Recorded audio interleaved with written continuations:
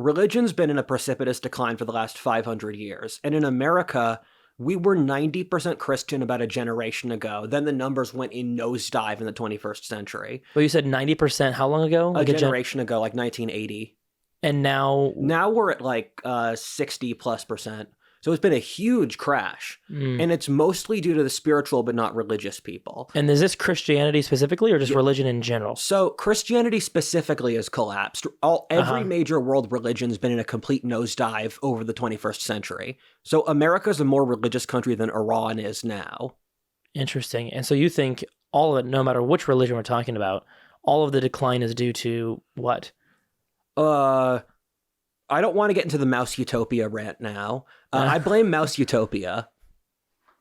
What is that? Okay, we're going here. So, can I ask that? Yeah, it's your freaking show, man. I'm freaking learning so much that I'm excited to learn about. Mouseutopia is one of my best known videos, and they put 9 mice into a cage that can hold 2,000 mice, and so they ran this experiment 30 times in the 60s and 70s, and it was about overpopulation. And every single time they put mice in perfect conditions, no predators, no disease, nothing, the mouse population got to 2,000 out of the 6,000 that the pen could hold. Then each time, the mouse birth rate collapsed to 0, female mice became masculine, male mice became effeminate, you saw a breakdown of mice's ability to have social connections, you saw a breakdown of the mouse social structure, and you saw sociopath mice murder people, and autistic mice arise who have no social understanding.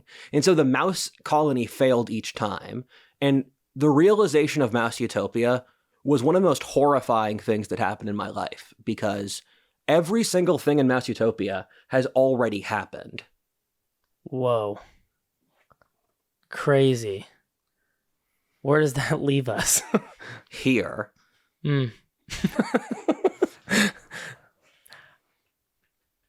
So I'm not often found without words. Yeah, that's an interesting thing. Like I kind of, so here's a different perspective. I think that at least when in our circles that I'm in, which is just a small group, I'm starting to see, and other people are agreeing with me, that like there is, at least in the Christianity standpoint, there is a recent resurgence in faith. Agreed. And I think it has to do with the fact that, I don't want to say like people are being red pilled. I'm not trying to say that, but there's this idea that like not everything is what it seems. And we've been lied to about a lot of things for multiple decades now. Yes. And people are starting to realize that and wake up to that. And I think in a weird way, the more conspiracy type stuff people are starting to be exposed to, that is really not conspiracy if you ask some people, I think it opens the door to like, there are things that are not explainable. And the best explanation is that there is God. Yes. And that God is actually very real. What are your thoughts on just that entire concept? There's multiple curves going on there. So the demographic which consistently believes in God or spirituality and those things the least is the managerial class. So when polled, most Americans believe in God, ghosts, psychics, and like other stuff like that, and the validity of or the Bible. So like the spiritual realm in general, like that there is a physical realm and a spiritual realm, and we just can't see it. There has never been a point where a majority of Americans did not believe in those concepts. What happened is that the managerial class made them taboo to discuss. And so you're looking at a kind of weird thing where the general public has views that cannot be aired in the public discourse. So the general public, like I think aliens are a manifestation of some human desire, some innate human biological spiritual principle. If people 2,000 years ago saw fairies and dragons and dryads in the sky, we can see UFOs. So I think we have lots of different things that try to reach this general public appetite that isn't being met by the public discourse, but like things that are like people that are like they believe a certain thing, like I believe in ghosts or whatever, I believe in that there's a spiritual realm, I believe in angels, or I believe in just you name it, something that's spiritual, not physical. They'll believe in it, but it's just like taboo to discuss it out loud. Like it's no longer culturally acceptable to discuss those things because that's a little far out. But then if you got that person with a gun to their head or in a really weird position, like, and they're like, what am I supposed to do with this? They're going to say, no, I believe that. It's also, it's one of those things like if you're a university professor, you might talk to your friends about it, but you'd never make a dissertation about it. Because people would write you off as like a crazy? A crank, yeah.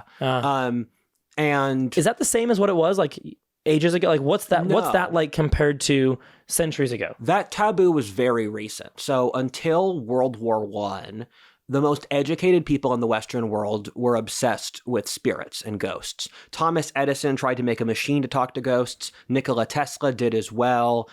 Queen Victoria was into this stuff. Same thing. You could throw a dart at any educated, preeminent figure around the time of Sigmund Freud, too, around the time of World War I, and they were accepted ideas.